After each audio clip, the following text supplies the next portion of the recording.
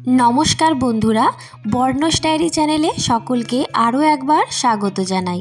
আশা করি আপনারা সকলেই খুব ভালো আছেন, সুস্থ আছেন। আজকে আমি এই সামনের রোববারেই কিন্তু নীলের বার, বা অনেকেই কিন্তু এই নীল ষষ্ঠীর ব্রত আপনারা পালন করে থাকেন। তো তার জন্য সাবুর রেসিপি কিন্তু বাড়িতে অনেকেরই হয়ে থাকে। সাবুর খিচুড়ি বা সাবু মাখা এগুলো তো হয়েই থাকে, আর এরকম সাবুর পোলাও কিন্তু অনেকেই আপনারা করে থাকেন। তো যারা এখনও অবধি এই সাবুর পোলাও রেসিপিটা করেননি, তারা কিন্তু একবার এইভাবে সাবুর পোলাও একদম সম্পূর্ণ নিরামিষভাবে তৈরি করে নিতে পারেন এই যে কোনো নিরামিষ বা উপবাসের দিনে। শুধু তাই নয়, যে কোনো কলেজের টিফিন হোক বা স্কুলের টিফিনের ক্ষেত্রেও এরকম ঝরঝরে সাবুর পোলাও আপনারা দিতে পারেন। তো এটা কিন্তু একদম ঝরঝরে হবে, আর সেটার জন্য আমি দু রকমের ট্রিক্স আপনাদের সাথে শেয়ার করব। দুটি খুব সহজ উপায়। তাহলে চলুন রেসিপিটা শুরু করা যাক। তো প্রথমেই দেখুন, এখানে বড় দানার সাবু আমি নিয়েছি, আর এটাকে খুব ভালো করে জলের মধ্যে ধুয়ে নিতে হবে। তো এরকমভাবে বেশ ভালো করে ঘষে ঘষে দেখুন একটি সাদা রঙের স্তরও এখানে বেরোবে সাবুটার গা থেকে। তো এইটা বারবার করে 2 থেকে 3 বার আমি কিন্তু জল চেঞ্জ করে ধুয়ে নিয়েছি। এরপরে সামান্য জলের মধ্যে এটাকে আমি ভিজিয়ে রাখবো ঠিক 45 মিনিট থেকে 1 ঘন্টা। তার বেশি কিন্তু এটাকে ভেজাবো না। তো 45 মিনিট বা 1 ঘন্টা ভেজানোর পরে এটাকে আমি ওইভাবেই রেখে দিলাম। তো দেখুন 1 ঘন্টা পর সাবুদানাগুলো কিন্তু একদম ফুলে গেছে, আর এটা কিন্তু হাত দিয়ে দেখলে দেখবেন ভেতরটা এরকমভাবে ভাঙা যাচ্ছে। ব্যাস তাহলেই হবে। ঠিক 1 ঘন্টা পরে এটাকে জলটাকে ঝরিয়ে নিয়ে একটা এরকম স্ট্রেনার নিয়েছি। তো তার মধ্যে এই জলটাকে আমি সাবুর ঝরিয়ে নেব। তো এইভাবে জলটাকে ঝরিয়ে হাত দিয়ে এটাকে একটুখানি ছড়িয়ে নিচ্ছি, আর এই অবস্থাতেই কিন্তু ফ্রিজের মধ্যে 1 ঘন্টা রেখে দিতে হবে।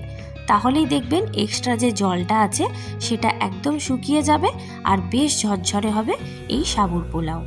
এটা কিন্তু আমি একটা উপায় ঝরঝরে হওয়ার আপনাদের সাথে শেয়ার করছি, শেষ অবধি দেখতে থাকুন। আর একটি উপায়ও আমি বলে দেব। যাদের ইনস্ট্যান্ট করতে হবে এই সাবুর পোলাও, ফ্রিজে রাখার মতো সময় হাতে থাকবে না, তাদের ক্ষেত্রে এটাও কাজে লাগবে। তো যাই হোক, ফ্রিজে দেখুন 1 ঘন্টা রাখার পরে সাবুটা কিন্তু একদম ঝরঝরে হয়ে গেছে। দেখেই বুঝতে পারছেন 1 ফোঁটাও জল কিন্তু এর মধ্যে নেই। তো এরপরে দেখুন এরকম একটি প্যান বসিয়ে নিয়েছি গ্যাসের মধ্যে। তার মধ্যে 1 চামচ সাদা তেল আর হাফ চামচ মতো ঘি আমি গরম করে নিচ্ছি। তো ঘিটা আমি শুরুতেই দিলাম, তো অনেকের যদি মনে হয় একদম শেষেও কিন্তু ঘিটা অ্যাড করতে পারেন। তো এরপরে কিছুটা কাজু আর কিশমিশ এর মধ্যে আমি ফ্রাই করে নিচ্ছি। তো কাজু কিশমিশটা গোল্ডেন ব্রাউন কালার হওয়া পর্যন্ত এরকমভাবে ভেজে নিতে হবে। তো অবশ্যই সাবুর পোলাও বা যে কোনো পোলাওতে কাজু কিশমিশ পড়লে খেতে কিন্তু খুবই ভালো লাগে, সেই কারণে কাজু কিশমিশ ভেজে নিলাম গোল্ডেন ব্রাউন করে। এরপরে আমি কিন্তু এর মধ্যে একটু পনিরও অ্যাড করেছি। তো আপনারা এটা হাতের কাছে থাকলে দেবেন, না হলে এটা স্কিপ করতে পারেন। তো পনিরটা দিলেও এটা খুব ভালো লাগে খেতে, তো সেই কারণে এখানে পনিরও আমি অ্যাড করলাম। তো এটা খুব সিম্পলভাবে হচ্ছে।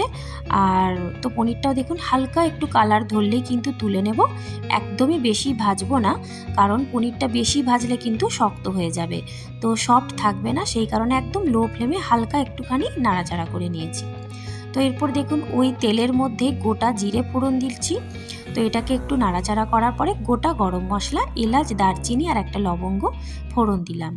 তো এখানে আপনারা কাঁচা লঙ্কা বা শুকনো লঙ্কাও কিন্তু অ্যাড করবেন ফোড়নে। তো এখানে আমি একদম ঝালটা দিচ্ছি না, সেই কারণে কোনো রকম ঝাল বা লঙ্কার ব্যবহার করিনি।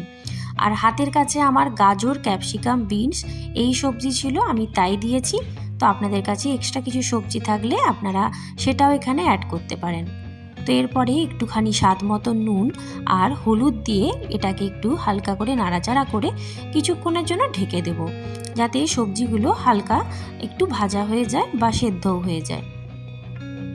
তো বেশি টাইম এমনিতেও লাগবে না, তো 2-3 মিনিট এইভাবে ঢেকে দিলেই কিন্তু খুব ভালোভাবে ভাজা হয়ে যাবে। তো দেখুন এগুলো খুব ভালোভাবে কিন্তু সেদ্ধও হয়ে গিয়েছে। এরপরে এর মধ্যে আর আমি অ্যাড করে দিচ্ছি কিছুটা আদা গ্রেট করে রেখেছিলাম সেটাই। তো তো এখানে আদার ফ্লেভারটা কিন্তু মুখে পড়লে ভালো লাগবে, তাই আদা কুচি বা আদা গ্রেট করেই দেওয়ার চেষ্টা করবেন আদা পেস্টের থেকে। তো এই হচ্ছে এখানে মশলা যাবে, আর তেমন কিছুই এখানে দিতে লাগবে না। তো দেখুন এই ঝরঝরে সাবুটাও এর মধ্যে এরপরে অ্যাড করে দিলাম। তো সমস্ত কিছুর সাথে সাবুটা বেশ ভালোভাবে মিশিয়ে নেব, আর এইভাবে 2-3 মিনিট এটাকে একটুখানি লো টু মিডিয়াম ফ্লেমে রান্না করে নেব। তো এখানে আপনারা গোলমরিচ গুঁড়োও কিন্তু অ্যাড করতে পারেন। তো দেখুন এখানে আমি চিনিটাও অ্যাড করে দিলাম, যেহেতু পোলাও এটা একটু মিষ্টি স্বাদ তো হবেই, সেই কারণে চিনি অ্যাড করেছি। আর তো এইভাবে বেশ কিছুক্ষণ নাড়াচাড়া করে নিলাম। আর এখানে কিন্তু আপনারা অবশ্যই গোলমরিচ বা লঙ্কা দেবেন, এখানে এক ফোঁটাও আমার ঝাল নেই, সেই কারণে আমি এখানে কোনো কিছুই অ্যাড করিনি।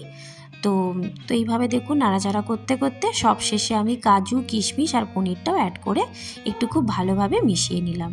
তো দেখুন একদম ঝরঝরে, প্রত্যেকটা সাবুদানা কিন্তু আলাদা আলাদা রয়েছে, একটার সাথে একটা কোনোটাই লেগে নেই।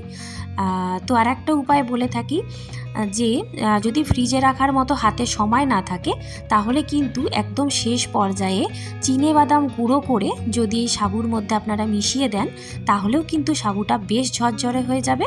তখনও কিন্তু সাবুর এক্সট্রা যে জলটা সেটা কিন্তু একদম টেনে নেবে ওই বাদাম গুঁড়োগুলো। তো সেই কারণে ফ্রিজে না রাখার সুযোগ থাকলে চিনেবাদাম গুঁড়ো 1 থেকে 2 চামচ অ্যাড করে দিলেই এরকম ঠিক ঝরঝরে সাবু আপনারাও তৈরি করতে পারবেন। তো দুটো উপায় এখানে বলে দিলাম, আর এটা কিন্তু সত্যি খুব ভালো হয়, আর কোনো ঝামেলাও থাকে না রান্নাতে, খুব সহজ উপায়ে নিরামিষভাবে তৈরি হয়ে যায়। আজকের এই নিরামিষ সাবুর পোলাও আপনাদের কেমন লাগলো অবশ্যই কিন্তু জানাবেন, আর আপনারা কিন্তু এটা বাড়িতে অবশ্যই তৈরিও করবেন। ভালো লাগলে কমেন্ট করবেন, আর রেসিপিটা পুরোপুরি দেখার জন্য অনেক ধন্যবাদ। আপনারাও সকলে খুব ভালো থাকবেন, আবার অন্য কোনো ভিডিও নিয়ে হাজির হব। আজকের মতো এই পর্যন্তই, ধন্যবাদ।